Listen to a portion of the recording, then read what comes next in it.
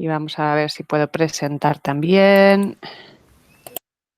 Sí, dime. ¿Alguien entra con el micrófono o queréis comentar algo? Bueno. Vale. Y ahora sí le pongo ver pantalla completa. Ya puedo escribir, creo. Vamos a intentarlo. Vale. Bueno. Pues estábamos hablando de algoritmos probabilistas, que no son más que algoritmos que en algún momento pues utilizan el azar, ¿vale? Eligen aleatoriamente los datos que necesiten. Y bueno, contabilizamos pues que cada elección de estos datos es prácticamente tiempo constante, aunque luego ya comentaremos algo más. Entonces los habíamos clasificado en 3 tipos, si recordáis. Los numéricos, que simplemente devuelven un valor. No tiene por qué ser la solución exacta, pero tiene que estar en un rango de error dado a priori. Tú le dices al algoritmo, quiero un resultado que esté entre menos epsilon y más epsilon del valor exacto, y la probabilidad de que esto ocurra, pues claro, tiene que estar también controlada. Por ejemplo, quiero que con probabilidad del 90% o 0,9 sobre 1, pues que el valor esté entre el resultado menos epsilon y el resultado más epsilon. Entonces habíamos empezado mirando simplemente esta propiedad, una propiedad que dice que si tiras una aguja a un suelo que está hecho por bandas paralelas, pues la probabilidad de que toque 2 bandas, es decir, que quede aquí pues entre una banda y otra, pues es de 2 lambda partido por omega pi, donde lambda es cuánto mide la aguja, omega es cuánto miden de ancho esas bandas, y bueno, y pi es pi. Entonces habíamos dicho que ibais a buscar un algoritmo para calcular pi utilizando un poco esta idea.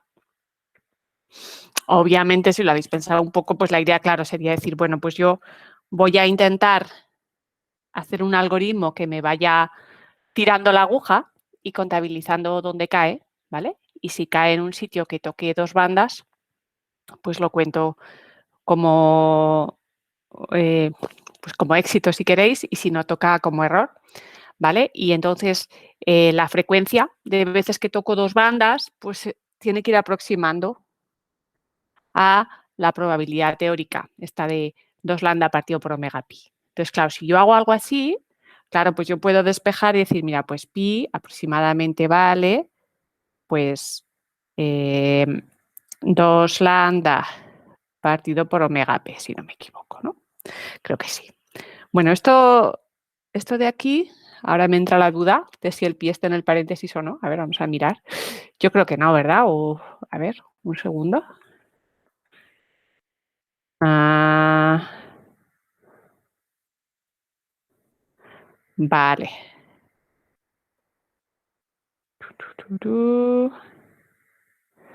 Bueno, algo así. Ahora miramos el despeje porque me ha entrado la duda de si esto es con un paréntesis aquí o no. Enseguida lo descubrimos.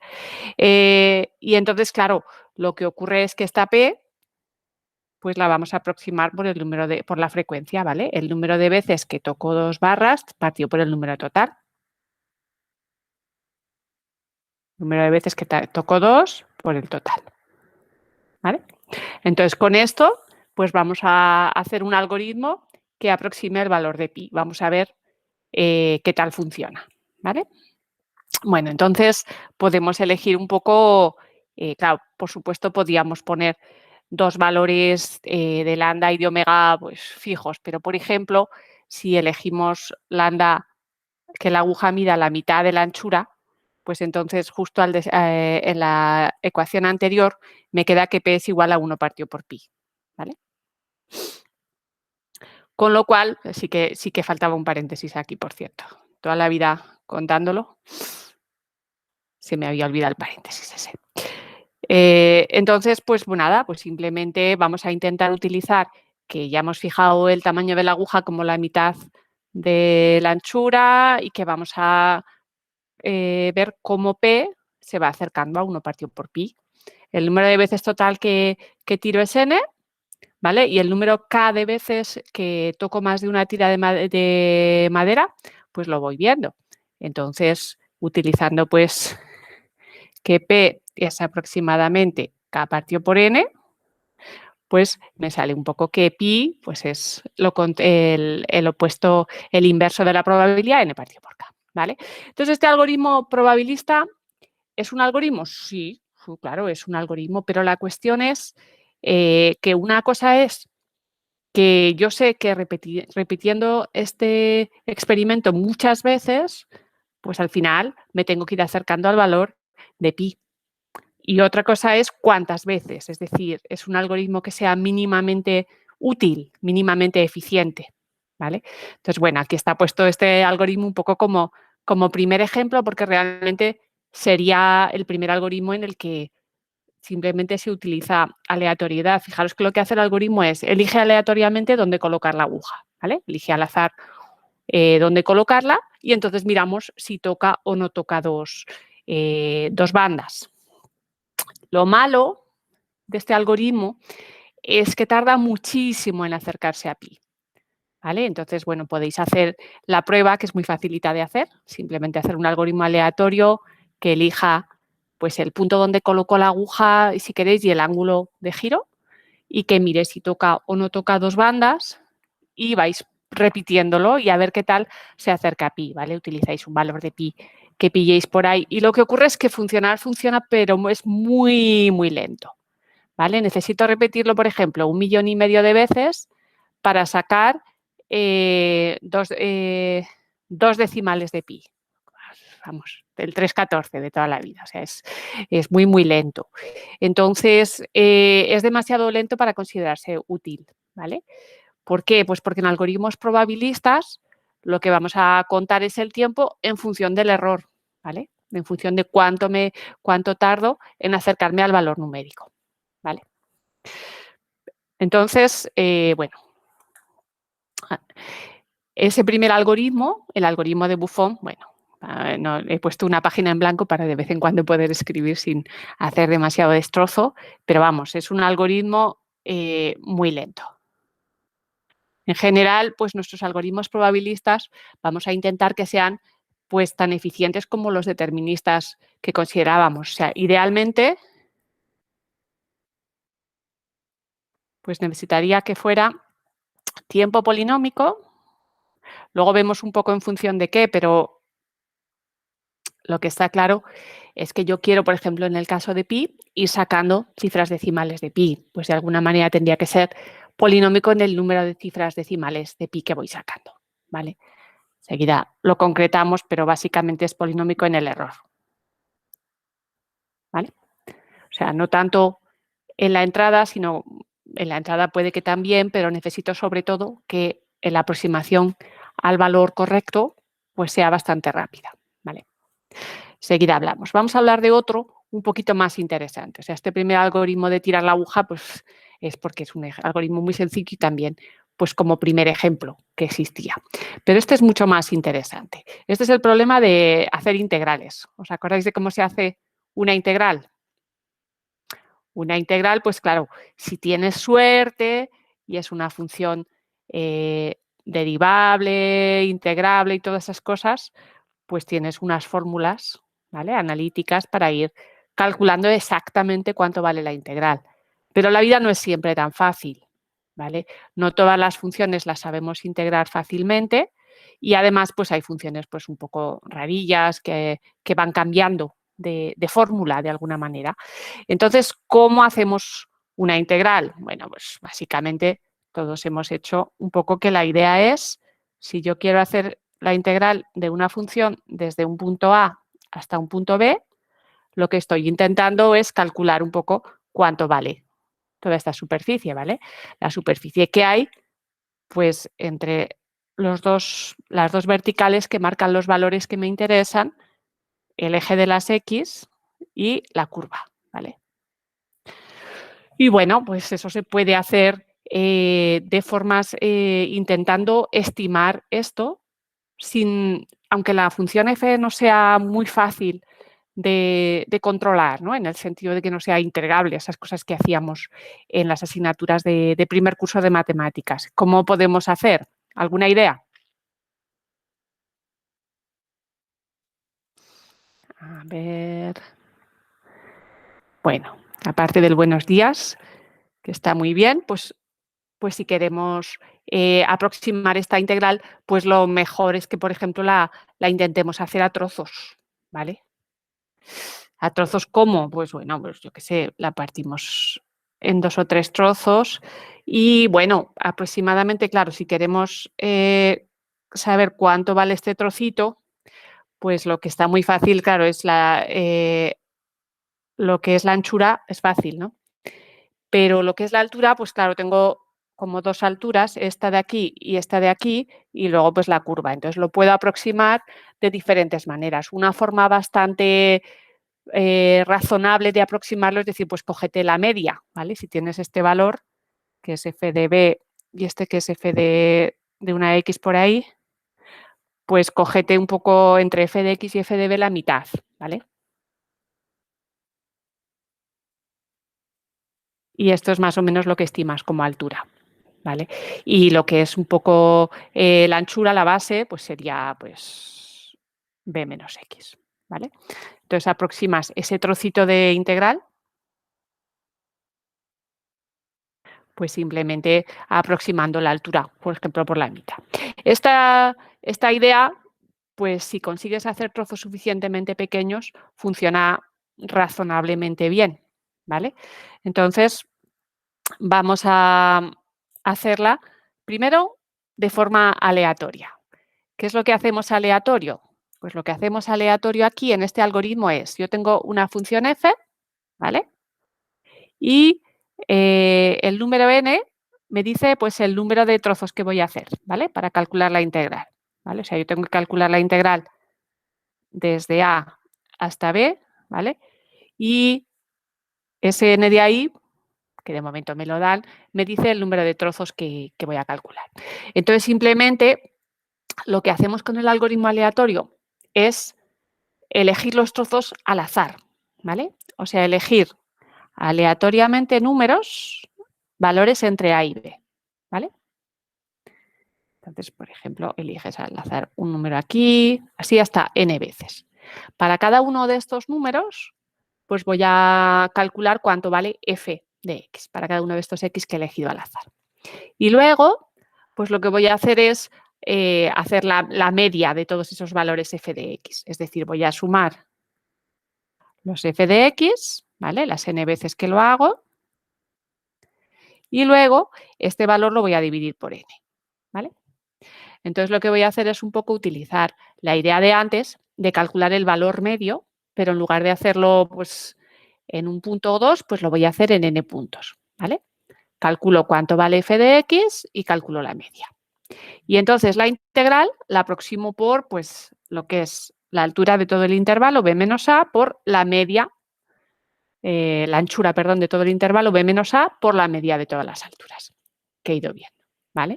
Esto sería pues un algoritmo aleatorio que pretende acercarse a esta integral. Fijaros que, bueno, como idea, pues más o menos lo que hace es un poco la misma idea de ir calculando la altura de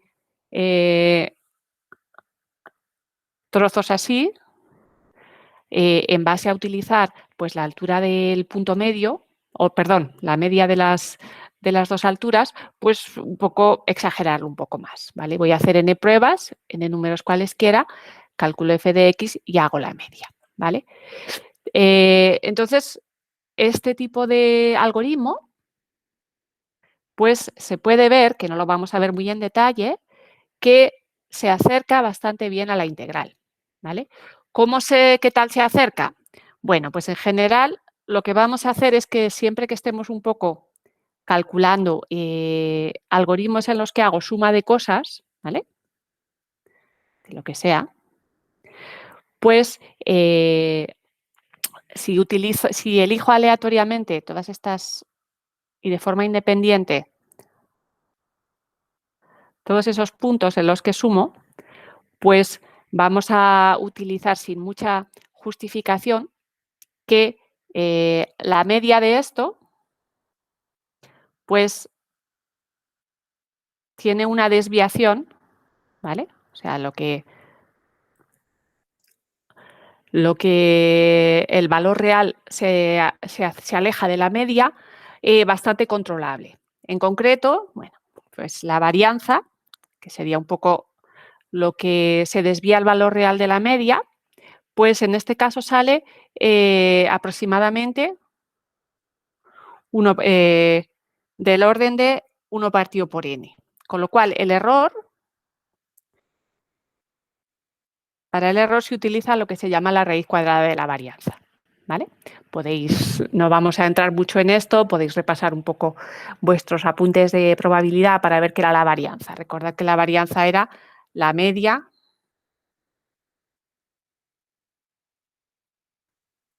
de x al cuadrado menos la esperanza al cuadrado. ¿Vale? Esto era básicamente la varianza. Es igual. Un valor que utilizamos para ver lo rápido que la media converge al valor real. ¿Vale? Entonces, lo que utilizamos es, si esta es la varianza, pues lo que es la raíz cuadrada de la varianza es un poco la que me da el error. No vamos a meternos muchísimo en este tipo de cosas, pero en general, cuando estamos hablando de un algoritmo que suma valores independientes, muchas veces diremos la convergencia tiene que ver con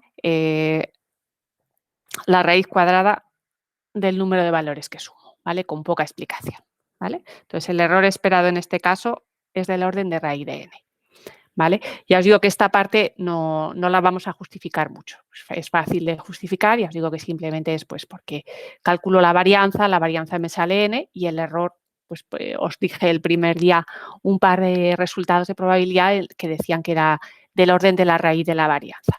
Entonces, ¿eso qué quiere decir para lo que a nosotros nos interesa? A ver, pues si yo quiero calcular la integral, ¿vale?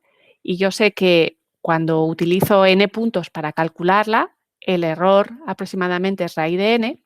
Eso quiere decir que si utilizo, por ejemplo, si yo utilizaba n puntos y ahora utilizo 100 veces n puntos, ¿vale? Multiplico por 100 el número de puntos que pruebo, pues si aquí el error era raíz de n, aquí el error va a ser raíz de 100n, que fijaros que es multiplicar por 10 el error.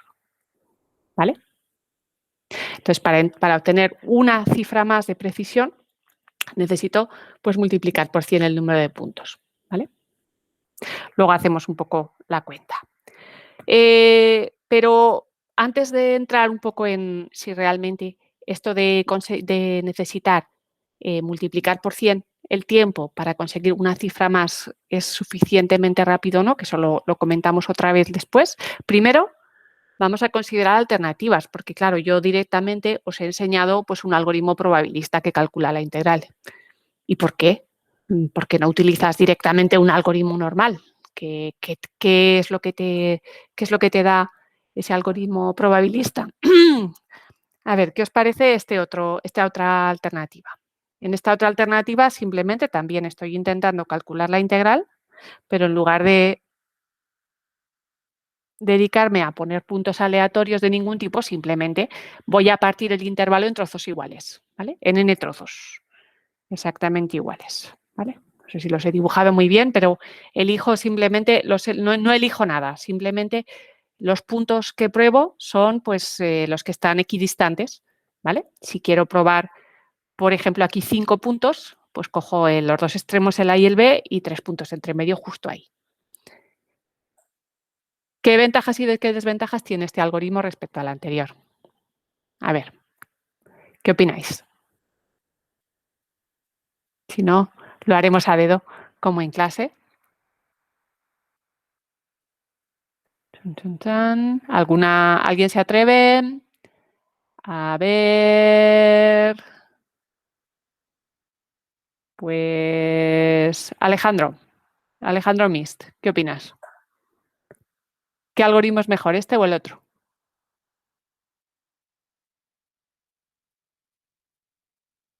Ujú.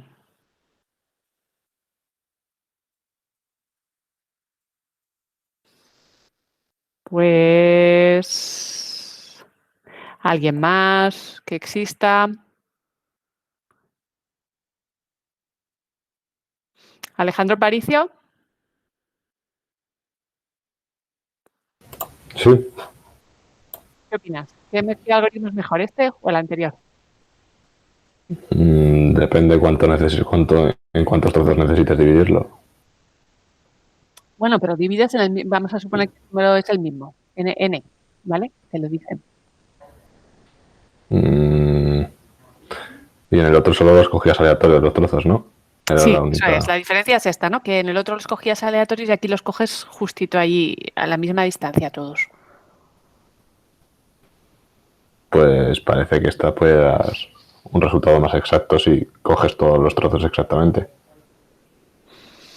Vale, te voy a enseñar algún ejemplo. Dependerá de la función, Y en imagino. estas, por ejemplo, en estas funciones de aquí, estas dibujadas. Es lo mismo, si n es suficientemente grande, sí, grande, Bueno, lo que pasa es que, claro, tú me dices, hombre, pero al final cógete un n muy, muy grande. Pero la cosa es que yo todavía te puedo escribir, te puedo dibujar funciones peores, en las que un poco sea esto mismo, pero exagerado mucho más, ¿no? Entonces, lo que ocurre es que, claro, aparentemente tienes razón, que parece que lo de coger los trozos iguales debería funcionar mejor, pero depende muchísimo de la función. Entonces, por ejemplo, si tú te coges esta de aquí abajo, esta de aquí, pues al principio puedes tener la mala suerte de estarte cogiendo, por ejemplo, trozos que estén un poco en la misma horizontal, o todos en 0, o todos aquí en 1, con lo cual, pues realmente no te acaban de representar el valor medio que tiene esa función, ¿vale? O sea, el elegir los equidistantes puede parecer más simple, eso sí, pero lo que ocurre es que siempre tienes alguna función que te fastidia, ¿vale? O sea, un poco la idea es que este algoritmo determinista, pues para muchas funciones va bastante bien, ¿vale? Como tiene razón, es más simple, no tienes que hacer llamadas aleatorias, todo muy bien. Pero hay funciones que lo fastidia completamente, ¿vale?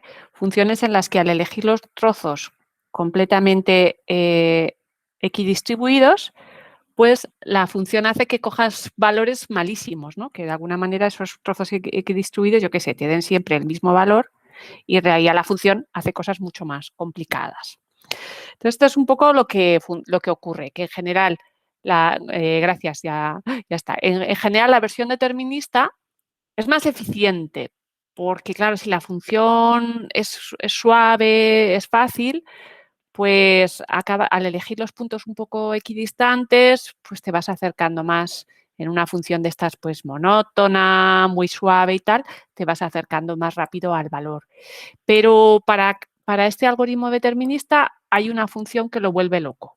Y sin embargo, para la versión probabilista, como los puntos los elijo al azar cada vez, es imposible engañarle siempre, ¿vale?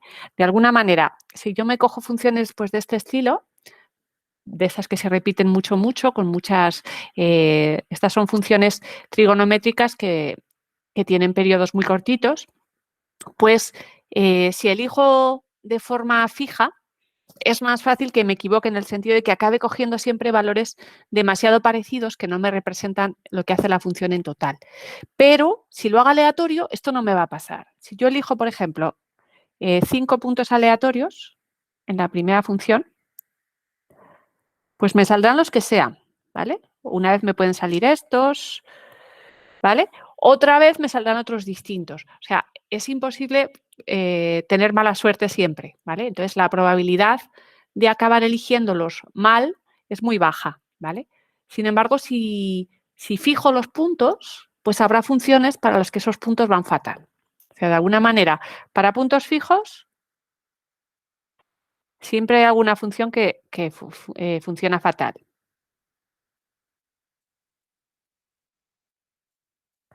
Pero si en lugar de ser puntos fijos son puntos aleatorios, es imposible tener mala suerte siempre, ¿vale? De alguna manera habrá casos en los que no te estás acercando nada, pero si lo vas repitiendo, pues la próxima vez tendrás más suerte. La probabilidad de que los puntos que eliges te den valores que estén mal siempre, es decir, que, pues, por ejemplo, que sean todos iguales, siendo que la función se mueve mucho más, es muy baja, ¿vale? Entonces, esto es un poco lo que ocurre con este tipo de algoritmos numéricos. Perdón, no quería correr tanto. Y es que cometen menos errores, ¿vale? Para una función cualquiera, lo que pasa que, claro, para las funciones realmente fáciles no hace falta meterte en algoritmos probabilistas, ¿vale? Pero claro, lo normal cuando uno se dedica a hacer integración numérica es que no sabe qué hacer. O sea, tiene que tratar pues una señal relativamente complicada, algún tipo de fenómeno físico que no lo puedes modelizar bien y que necesitas aproximarlo a base de ir haciendo pruebas, ¿vale? Ir mirando valores. Además, hay un punto más en el que elegir valores aleatorios es mejor que elegir valores a la misma distancia. Y es cuando en lugar de una coordenada tienes varias, ¿vale? O sea, tienes funciones. A ver, un segundo. Uy, perdón. Ahora, perdón. Cuando tienes integrales múltiples, ¿vale? O sea, funciones que no solamente son de una variable, sino de varias, ¿vale? Por ejemplo, yo qué sé, una función de 5 variables, x, y, z, t, u, ¿vale? Entonces, tienes 5 variables, pongamos, por ejemplo, que las 5 son más o menos 5, pueden tener valores en 5 intervalos. Si tú quisieras coger puntos equidistantes, ¿vale? Tendrías que coger un montón de puntos. ¿Cuántos? Pues hombre, bueno, he puesto 5, vamos a poner 3, que yo 5 no sé dibujar, que el espacio-tiempo todavía no lo controlo mucho. Imaginaros que tenemos que hacer simplemente 3 variables, ¿no? X, Y y Z. ¿Vale? Entonces, claro, si queremos tener puntos que estén equidistantes, ¿vale? Pues para que estén a una distancia, por ejemplo, para que estén a una distancia delta, tienes que coger un número de puntos bastante grande, porque no solamente tiene que ser en una coordenada, sino en las 3. O sea, básicamente tendrás que elegir un número de puntos cúbico, ¿vale? Crece muy rápido. Sin embargo, si son puntos probabilistas, esto no hace falta. Tú te puedes elegir puntos probabilistas aquí en el cubito y, bueno, coges el número de puntos que quieras, pero los coges donde tú quieras, ¿vale? Y consigues que esos n puntos vayan aproximando el valor de la integral sin problemas, ¿vale? Mientras que si los quieres equidistantes tienes que ir aumentando mucho el número de puntos al tener varias variables, varias coordenadas, ¿vale? En la práctica, ¿qué ocurre? Pues que, claro, por un lado, el coste crece, pero claro, por otro lado, los algoritmos deterministas son más sencillos. Entonces, lo que se utilizan es cuando tienes dimensión 4 más, o sea que este dibujito que he hecho yo de 3 todavía no, pero a partir de 4 variables, si yo quiero integrar en 4 variables, todo el mundo lo hace con probabilistas.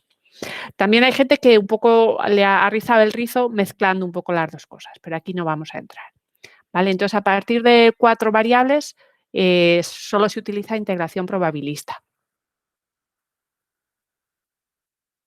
O sea, un poco lo que estamos diciendo es que el algoritmo, fijaros que el algoritmo probabilista, vamos a volver atrás, si puedo, si soy capaz, si en lugar de una variable fueran 4, pues sería súper fácil de generalizar. Este de aquí, perdón, pues en lugar de poner, claro, es una función que no es que tenga un solo intervalo de A a B, sino que tiene, pues vamos a poner, por ejemplo, que tengo pues 4 coordenadas. ¿Vale? Entonces, simplemente pues tendría que decirle, pues mira, la primera coordenada va de A1 a B1, la segunda de A2 a B2, estas 4, ¿vale? Entonces, ¿qué haría? Pues lo único que tengo que cambiar es, en lugar de elegir X uniformemente entre A y B, pues elijo X1 uniforme entre A1 y B1, X2 uniforme entre A2 y B2. x3 pues a 3b3 y x4. Y ahora ya una vez que lo tienes, pues calculas f de x1, x2, x3 y x4. O sea, lo único que cambia es que elijo un punto al azar en las 4 coordenadas, ¿vale? Pero el número de puntos que elijo es el mismo, n, ¿vale? Y la rapidez con la que me aproximo al valor real de la integral es igual de buena que cuando solo tenía una coordenada, ¿vale? Entonces, esta es un poco la ventaja del algoritmo probabilista. Sin embargo, si yo cogiera el determinista de aquí, fijaros que si yo quisiera todos los puntos a la misma distancia delta, pues ya no podría elegir, o sea, pongamos que lo que no parto del número de puntos, sino de la distancia a la que quiero que estén, pues tendría que partir los 4 intervalos que hay, cada uno en trocitos de tamaño delta, ¿vale? Entonces tendría que probar todos los puntos x1, pues que vayan de delta en delta, ¿vale? Pongamos, si queréis, con ese n puntos. Para x2 otros n, total que al final necesitaría probar n a la cuarta puntos, ¿vale? A esa misma distancia delta. Entonces, es bastante más lento. Bueno, esta es un poco la idea de las ventajas que tiene el algoritmo probabilista respecto al determinista, ¿vale? O sea, el primero, que ninguna función le puede engañar siempre, ¿vale? Mientras que si coges puntos fijos, siempre hay casos en los que funciona fatal el algoritmo, ¿vale? Siempre hay funciones para las cuales lo que te calcula no se parece nada a la integral.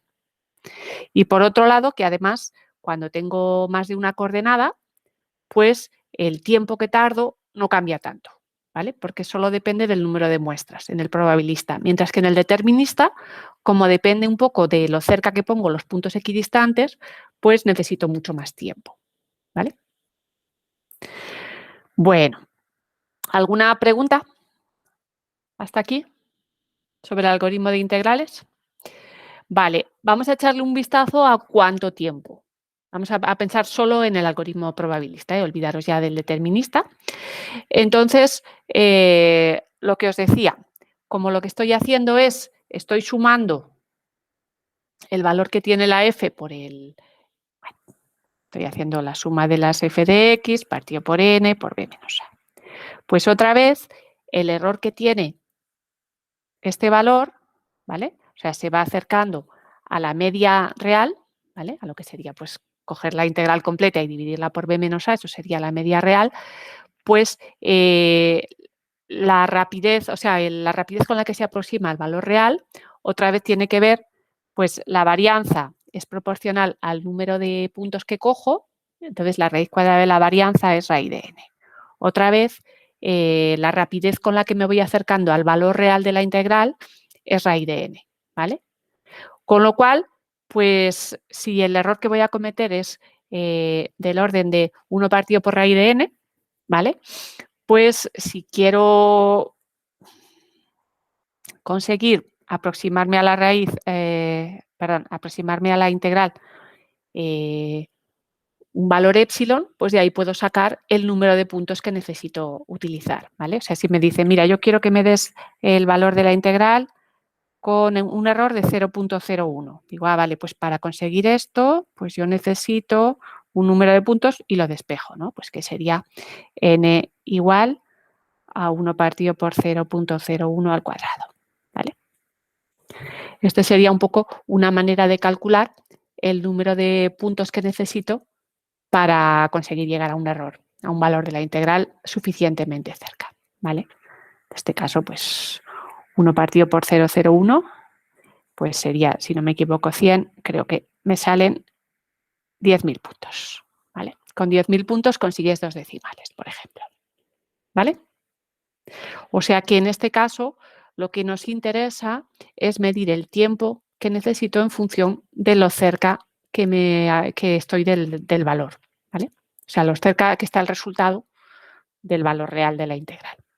O sea que en general, en lugar de decir pues que como entrada me dan cuántos puntos vas a probar, ¿vale? El n de antes, es más interesante que me digan cuál es el error que quiero cometer y yo a partir de ese epsilon pues calculo. Como epsilon es 1 partido por raíz de n, pues saco de ahí el n, ¿vale? Como pues 1 partido por epsilon al cuadrado y ya está, ¿vale? Entonces, simplemente al principio del algoritmo, a partir de ese epsilon, calculo el valor de n y ese es el número de puntos que pruebo, ¿vale? O sea que a mí me dicen, quiero que calcules la integral de f, es una de las entradas, entre a y b, es otro de los valores que me tienen que decir, y además el error que puedes cometer, ¿vale? ¿Mm? Vale. De algoritmos numéricos no vamos a ver muchos más, porque lo que ocurre es, bueno, aquí podemos, entonces, una vez que tenemos esto, ¿cuánto tiempo tarda este algoritmo? Bueno, acabo de pasarlo, con lo cual lo habéis visto un poco de refilón, pero fijaros que este algoritmo, principalmente el tiempo que tarda es, pues, el número de veces que repito ese bucle, ¿no? Luego, pues, si suponemos que lo de elegir aleatoriamente es tiempo constante, y el cálculo de la función, vamos a suponer que también la función es una caja negra, ¿vale? Esto es una integración en la que la función es una caja negra que tú le das el x y te da directamente también f de x. Entonces, el tiempo que tardo es esencialmente, tiene que ver con n, ¿vale? Orden de n, donde n es el número de puntos. Entonces, como n es 1 partido por epsilon cuadrado, pues el tiempo que me va a salir es orden de 1 partido por epsilon cuadrado, ¿vale? ¿Esto es suficientemente eficiente? Sí, es polinómico en 1 partido por epsilon, ¿vale? Fijaros que, claro, el epsilon, cuanto más pequeño sea, cuanto más cerca quiero estar yo del valor, pues más difícil, ¿vale? Entonces, lo que tiene sentido es que el tiempo dependa de 1 partido por epsilon, ¿vale? Cuanto más pequeño el epsilon, más tiempo, ¿vale? Pues entonces, polinómico es polinómico en 1 partido por epsilon, ¿vale? O sea que lo que me interesa es tiempo polinómico en el error, bueno, en el inverso del error, 1 partido por epsilon, ¿vale? Epsilon es el error que permito. Entonces, en general, lo que son los algoritmos numéricos, queremos medir el tiempo en función de 1 partido por epsilon, ¿vale? Donde epsilon es el error. Y considero que el algoritmo es eficiente cuando consigo tiempo, pues 1 partido por epsilon, eso estaría muy bien, o 1 partido por epsilon cuadrado, o 1 partido por epsilon al cubo, ¿vale? ¿De acuerdo? ¿Alguna pregunta sobre esto?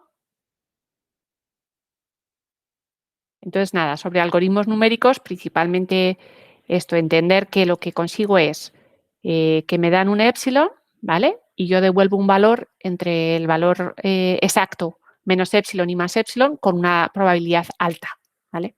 Aquí no nos hemos metido mucho en la probabilidad, pero con probabilidad alta, ¿vale?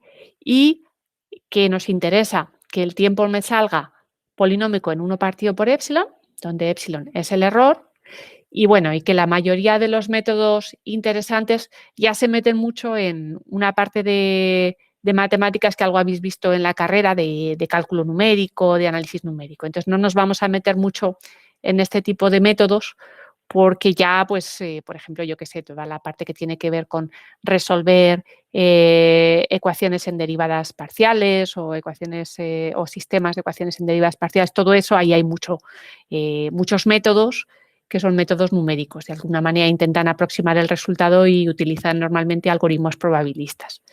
Pero ahí ya pues hay que utilizar bastante artillería matemática, pues por ejemplo para cosas como calcular el error que cometo, ¿vale? En función un poco de cómo hago esos algoritmos. Ahí no nos vamos a meter para nada. Pero por lo menos que sepáis que existan y podáis hacer algoritmos sencillos y entender algoritmos sencillos, por ejemplo el de la integración, ¿vale? Bueno, pues vamos a pasar, bueno, aquí otra vez repite un poco lo mismo. Recordad que la complejidad se mide en función del error, ¿vale? Es verdad que depende un poco del problema. En este problema de la integración teníamos los 2 puntos de la función, los 2 puntos del intervalo y el error. Pero al final lo que más contaba, si suponíamos que la función era caja negra, era el error, ¿vale? Pero aunque haya algún parámetro de la entrada más, el error es el que más vamos a fijarnos cómo influye en el tiempo, ¿vale? Bueno, pues ¿alguna pregunta sobre esto de la integración? Vamos a cambiar ya a un tema un pelín en el que tiene más gracia el algoritmo en sí, ¿vale? O sea, esto de los algoritmos numéricos está muy bien, pero la verdad es que tiene mucho que ver con cálculo numérico y igual hay menos parte un poco que uno pueda hacer directamente solo con técnicas algorítmicas. Vamos a pasar a los algoritmos de Monte Carlo. ¿Os acordáis que habíamos dicho que había dos tipos de algoritmos probabilistas, además de los numéricos, que eran los de Monte Carlo y Las Vegas? Recordadle un poco lo que os dije. Los americanos no mienten. Esto lo tenemos todos clarísimo. Entonces, los algoritmos de Las Vegas nunca se equivocan. Por supuesto, a veces pueden dar como resultado nada, no sé, ¿vale? Y los de Monte Carlo pueden cometer errores.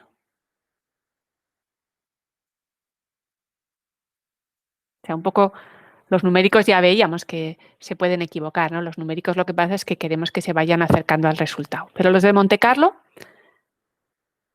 ni siquiera eso, pueden equivocarse. Les vamos a dejar un poco decir el resultado que quieran, siempre que, claro, analizando el algoritmo, pues sea útil en el sentido de que muy a menudo, con alta probabilidad, nos dé el resultado correcto, ¿vale? Pero un algoritmo de Monte Carlo pues puede dar un poco un resultado cualquiera, siempre que pues a menudo me dé el resultado bueno, ¿vale? Pero una cosa importante es que cuando yo tengo un algoritmo probabilista, por ejemplo, un Monte Carlo, lo que yo no sé es si lo que me acaba de dar como resultado está bien o no, ¿vale? O sea, nunca tengo, en general, bueno, depende un poco del problema, pero en general la respuesta no es comprobable, ¿vale? Entonces yo lo que puedo hacer pues son cosas como, pues hazlo muchas veces, a ver si te dice lo mismo muchas veces, pues te lo creerás más, ¿no? Porque como la probabilidad de equivocarse es baja, pero esto es mi única herramienta, pues es un poco decir, hombre, me lo ha dicho muchas veces, debe estar bien, pero no hay manera de comprobar el resultado, ¿vale? Entonces vamos a empezar a trabajar con algoritmos de Monte Carlo.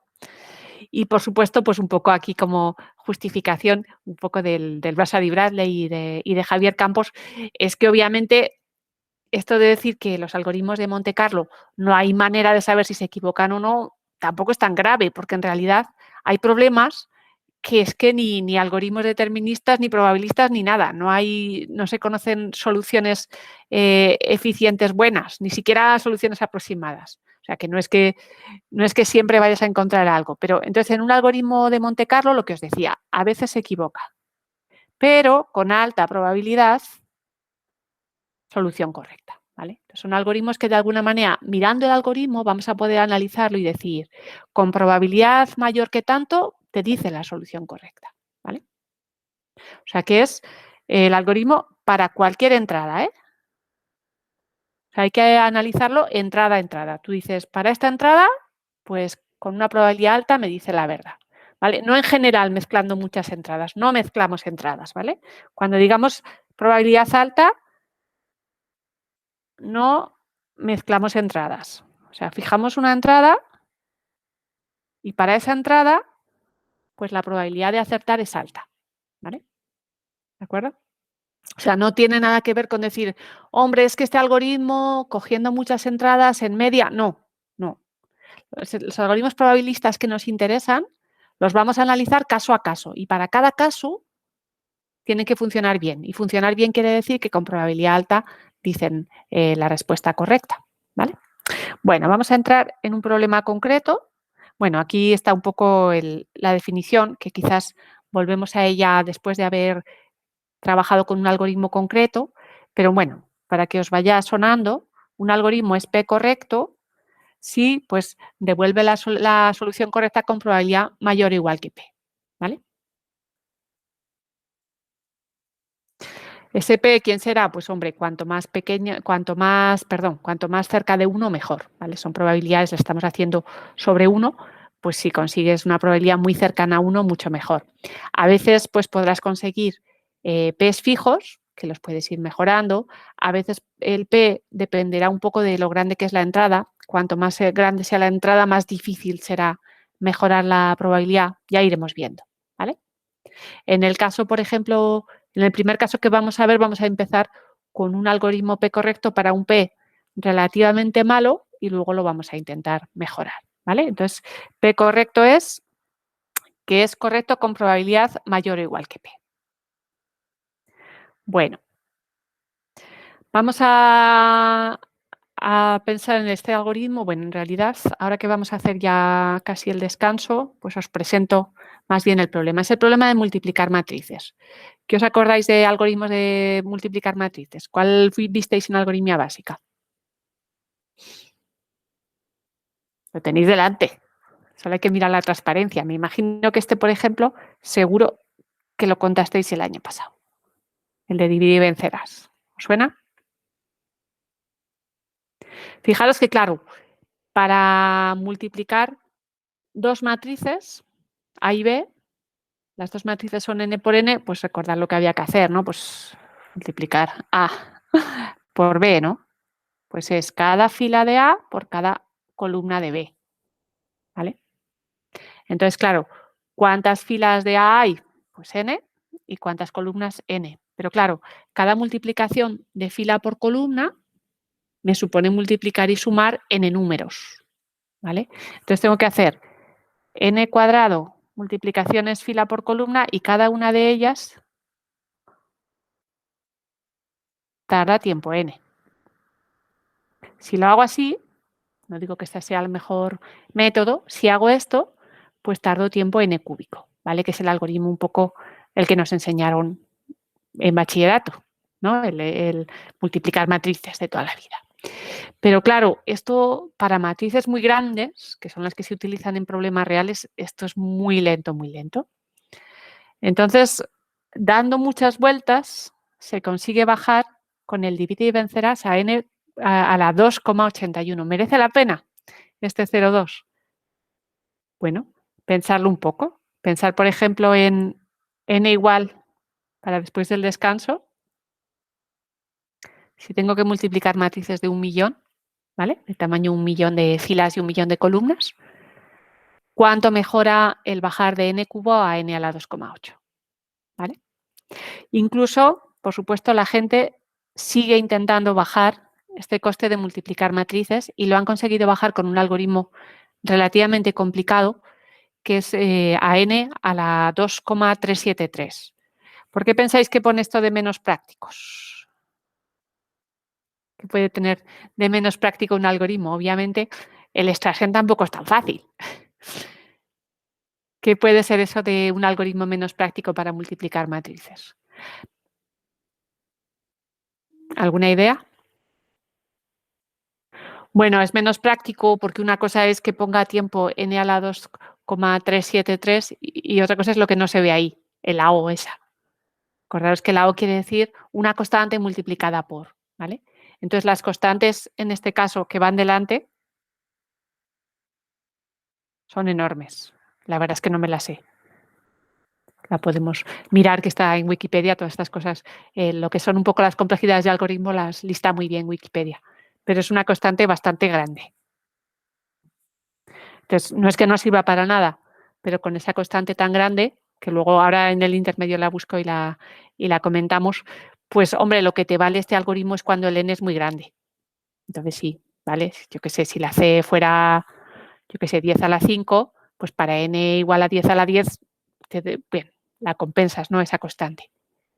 Entonces, por eso es un algoritmo menos práctico, porque realmente solo es rápido para matrices enormes, muy grandes, ¿vale? Porque la constante un poco que multiplica al n a la 2 a la 373 es muy grande. Bueno, pues después del descanso pensamos en este problema en el que no queremos exactamente multiplicar, solo vamos a comprobar una multiplicación, ¿vale? No necesitamos hacer la multiplicación completa de A por B. Yo solo quiero saber si A por B es igual a C, ¿vale?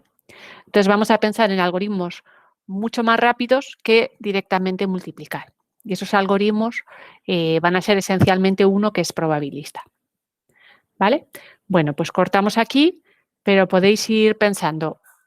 Primero, si pongo 10 a la 6, cuánto se nota entre n a la 281 y n a la 373, o n al cubo si queréis, y n a la 373. Y por otro lado, miro un poco en Wikipedia, que lo podéis mirar todos, los algoritmos que tienen un orden más pequeño de tiempo, pues cuál es la constante que viene delante, que creo que es bastante asustante. Bueno, pues nos vemos en 20 minutos.